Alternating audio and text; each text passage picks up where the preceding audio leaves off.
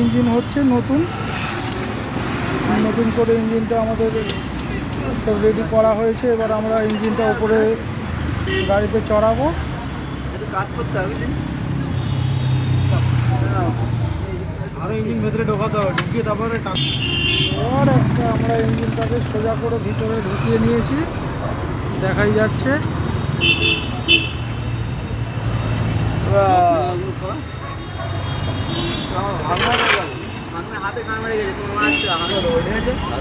নতুন ইঞ্জিন নিয়েছে, ইঞ্জিন আমাদের গাড়ির মধ্যে ঝোলানো হয়ে গেছে। এবার সমস্ত কিছু মাল ফিট হবে। এই যে আমাদের রাজা, এই যে আমাদের কালুদা, পাশে আমাদের আরও সবাই আছে, এই ঠাকুর, এই যে আমাদের ভাগনা, সেই ভাগনা 14 লম্বা